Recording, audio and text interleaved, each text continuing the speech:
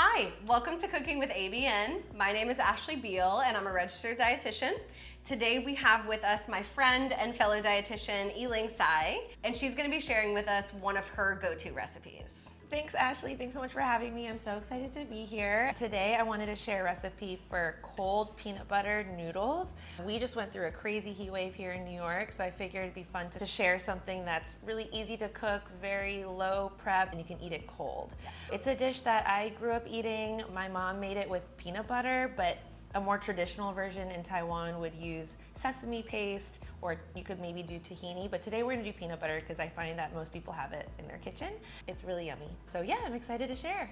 For today's ingredients, we're gonna start with eggs. We're gonna make like a little egg omelet to slice and put on top of the noodles. We also have a rotisserie chicken. You could make your own chicken fresh, but this is like a really easy way to just get some chicken on hand without having to cook it. For veggies, we have cucumber, carrots. We're gonna use pre-shredded carrots just for ease. And then for some flavor, we have scallion and garlic. Then for the sauce, we are going to use peanut butter. We're gonna use some chili crisp. Any kind is great. Love Fly by Jing, that's a great brand. Soy sauce, sesame oil, and rice vinegar, or you could use white vinegar if you have that on hand, or most vinegar should work. And then we'll do a little sugar. And then for noodles, I just like to use just like regular linguine you find at the grocery store because it's easy to pick up. But if you have an Asian market near you, you can use any type of thin dried wheat noodle. Use udon noodles, really anything works. But today we're just gonna use linguine. So for equipment, let me show you what we're gonna use. A small pan for making the egg omelet. We are gonna use a big pot for boiling the noodles, and then if you have a fancy strainer like this, love that. But if you don't, you'll need a strainer. We're gonna use a couple bowls. So we're gonna whisk the sauce in one bowl, and then you could have an additional bowl for mixing the noodles and the sauce all together if you want a bigger serving bowl. And then for chopping the veggies, we just need a cutting board, a knife, and then some tongs to mix everything together. The first thing we're gonna do is cook the noodles so that they have some time to cool. So we're just gonna boil some water and pop the noodles in. We're gonna turn the burner up to high because we want this water to start boiling. There we go. Once the burner's on, we gotta wait for that to boil. So what we're gonna do next, since we're already at the oven, is make our egg omelet. I will show you what I would do. I'm gonna use the same little bowl that we're gonna make the sauce in, and I'm gonna crack all the eggs in there, and then we'll make our omelet. So I have cracked all my eggs in the bowl. Today I'm gonna use 5, but you can totally eyeball this depending on how many servings you want this to make, how much pasta you're making. We're making a whole box of pasta, so I thought I would do about 5 eggs. I have heated this pan on about medium heat for about a minute or so until I can feel it getting kind of hot here. So what I'm gonna do is add a little bit of spray, or you could use olive oil or butter or whatever you kind of have on hand. And then I whisked all of the eggs. I added a little bit of salt. I'm just gonna go ahead and add them to the pan. And then I'm just using this rubber spatula to move the eggs around a little bit. And then I'm gonna turn the heat down to low and let it get a little firm. So we'll check back in a couple of seconds. So what I've done here, you can see it's still kind of runny and there's some cooked parts. I've just been kind of moving the egg around and letting the runny parts hit the pan. We're just trying to get it all cooked. It does not have to look beautiful. And much less stressful than flipping an omelet. Yeah, I can't flip an omelet, so this is the strategy I have come up with. I love this. Now we've gotten the egg to a point where it's like a little runny on top, but it's actually mostly cooked. You can see like nothing's running around. So what I want to do is just gonna flip it. I've turned the heat off. I've taken just a regular dinner plate. I'm just gonna pop it right on top, and then I'm gonna flip it over like this. Yeah, we've got a little omelet guy. So we're just gonna slide that back in just to cook the bottom. Nice. Yeah, and it's totally okay if it breaks. Yes, that was so easy. And then now that we flipped the egg, I'm just turning it back on low just to cook that bottom part. So the omelet's done. I can tell just because when I lift up the sides, I see it's cooked on the bottom. Totally okay if it's broken, does not have to look pretty. And I'm just gonna turn this burner off and move the eggs to the side and get the pasta going. Now that the water's boiling, just in time, we just finished the omelet, so we're gonna go ahead and add the pasta. Okay. Just gonna pop the noodles in, and then our box says to cook this for about 9 minutes, but you just follow the instructions on your box And if you're using like a thin dried wheat noodle from the Asian market, those will cook in like 4 minutes. So just follow whatever your box says. And while we wait for that to cook, we're gonna just bring the eggs over to the counter and get the sauce whisked up, and we'll be ready to go. Okay, so our egg omelet is done. We're just gonna move it to the cutting board to slice it into thin strips and then put it to the side.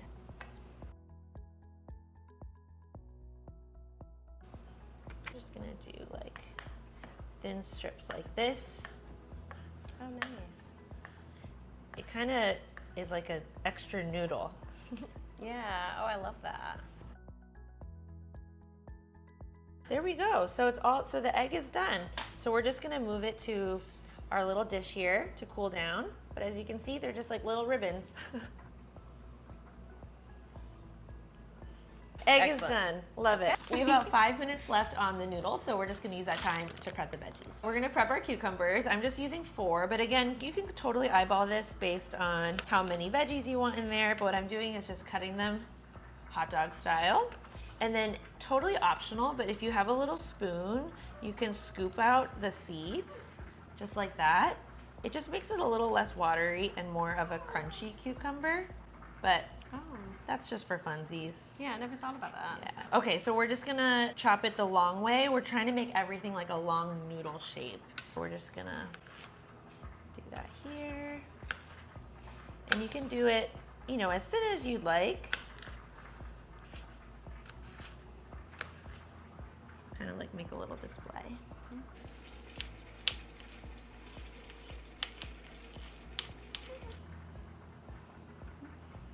One thing that's helpful about cooking with somebody else is I can go check on the pasta while Eling is chopping the veggies.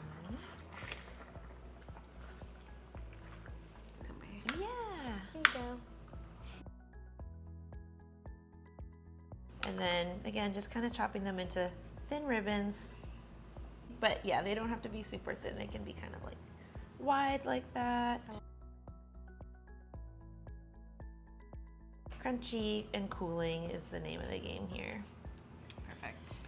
And then I'm just gonna toss these. So our noodles are done, timer just went off. So we're gonna go over there, turn the burner down, and we're gonna drain the noodles over the sink and then rinse them with cold water. Super fancy strainer, so handy. Now that they're strained, I'm actually gonna rinse them in cold water because it's a cold dish, so we want the noodles to cool down.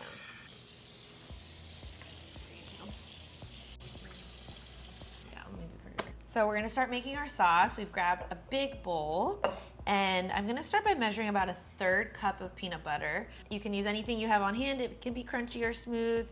I love a smooth peanut butter for this. And again, if you have like a peanut allergy, you could substitute this for tahini or sesame paste or a different type of nut butter. But we'll start with that. And I should say this sauce is really flexible, so you kind of start with your ingredients and then you taste it and add whatever else you'd like. I love that. We are gonna do about 2 tablespoons of sesame oil. And then if you like things a little spicy, I highly recommend chili crisp, or you could use chili oil. And this is a totally eyeball situation. I think I'm gonna use roughly about the same amount, or maybe I'll start with 1 tablespoon of chili oil and see how we like that. Yeah. And then we can add more if we want. Yeah. Okay, so we're gonna do about 1 tablespoon of sugar, or you could also use honey, whatever you have on hand. We're gonna do about 2 tablespoons of soy sauce, 2 tablespoons of vinegar. So what I'm gonna do is start to whisk it all together, and then we'll taste it, and then we'll use some hot water if we need to thin it out. It smells so good. So it's kind of pasty right now, as you can see, which is great. And then now what we kind of want it to be the consistency of cream. So I do think we'll add a little hot water. So I have a 1/4 cup of hot water here. I'm just gonna start by drizzling a little bit in. It's totally flexible, so you just kind of want to thin it out because you want it to really easily coat your noodles. So we could probably use even more water, but that's a good start. So I think what we should do is taste it. That's my favorite part. Okay, I'm just gonna taste it. It's how I like it. It's one of those recipes where every time you make it may taste a little different because you can eyeball things or just totally adjust it to your liking. Do you want to try it? Yeah. Let's see. Oh my gosh. It's so good. What do you think? Yeah, that's so good. I think we could use a little more water just to make it thinner. Okay. Because it might feel concentrated right now, but once it coats like all your veggies and your chicken. I could totally see that. Yeah. And it's got like such a nice kick to it too. All right. I like that. Okay, so I added basically a full 1/4 cup of water plus just like a little bit more. And again, you can really see now it's pretty watery and more liquid than paste at this point. Yeah. Yeah. There we go. Last thing we're gonna do is shred some rotisserie chicken, and that's it. So we're just using rotisserie chicken because it's so easy. But if you wanted to poach your own chicken or buy pre-shredded chicken, that's probably the easiest. But what I'm just gonna do is peel the skin off and kind of use my fingers to start pulling. If you've seen my video for the buffalo chicken stuffed peppers, I have a whole rundown on how I like to shred it. So if you need a step-by-step, that is available to you. Yeah, my tip is that hands are the easiest way. Yes. I have absolutely tried to do this with 2 forks. That works if you don't want to get your hands messy. You can just take 2 forks and kind of pull. But I remember watching my grandma pull chicken and just realizing it's the easiest way, it's the best way. Yes. For ease and for your muscles. Yes. So many times the messier way is the easier way. Yeah. Which is why when there's a break or a lull in the cooking process, I try to tidy up as best I can because you're probably gonna make a mess and that's okay. 100%. And also if you're someone who likes to use gloves when they cook, throwing on some gloves for this is another way to get your shredded chicken without having to like dirty your hands if that feels kind of uncomfortable. Yeah. I know with a lot of my clients, cooking meat is really intimidating. So as they're kind of learning that skill and getting exposure to that, something like rotisserie chicken or pre-cooked meat is such an easy go-to. Even if you know how to cook meat, it's really nice to have it already pre-made for you that you just can shred easily. Totally. And with rotisserie chicken, just the cooking method they use, it's almost always going to be really juicy.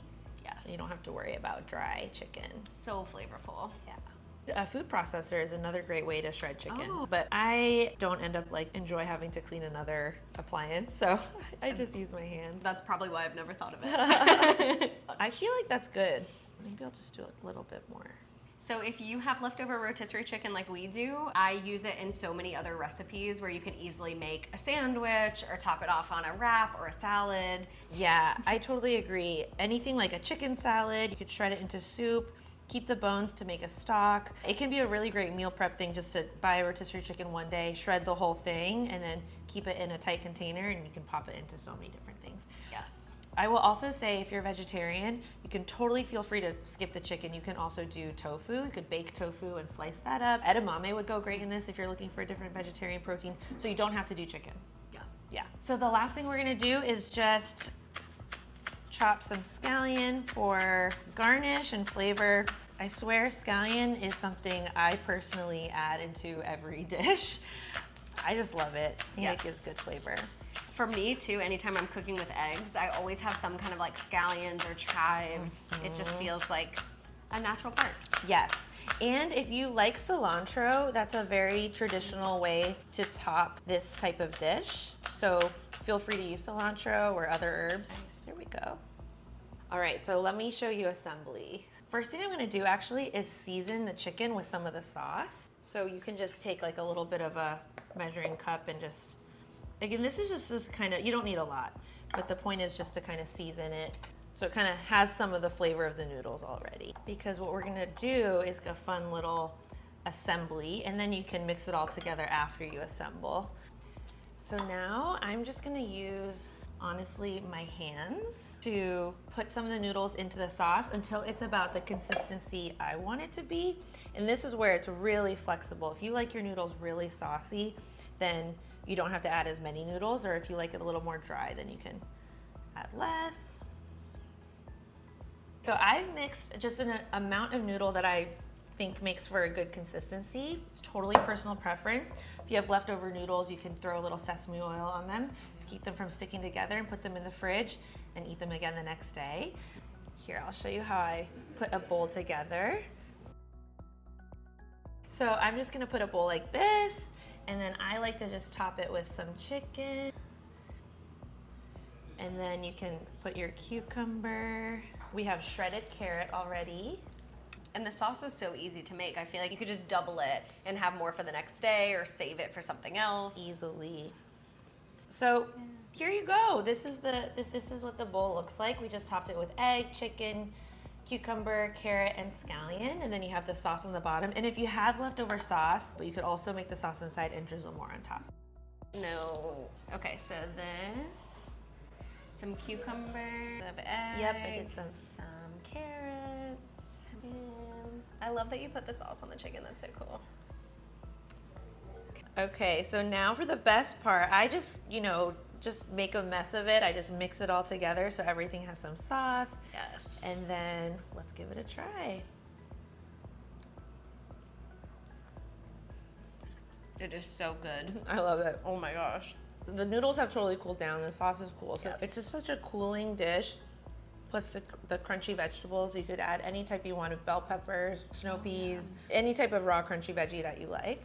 And it's so good. It has, like you said, it has that crunchy texture. It has the noodles, the creaminess from the peanut butter. It's so refreshing and has so much flavor. And you can prep everything. So the veggies can be sliced and put in the fridge. The sauce can be prepped and put in the fridge, just brought to room temperature. Even the noodles can be made ahead of time. Toss them with sesame oil to keep them from sticking, but everything can be made ahead of time and assembled when it's time to eat. Well, thank you so much for coming, Thanks for Eling, having and me. sharing this recipe with us. It was very delicious. Let us know what you guys think, and thank you for cooking with us today. I'll see you next time. Thanks.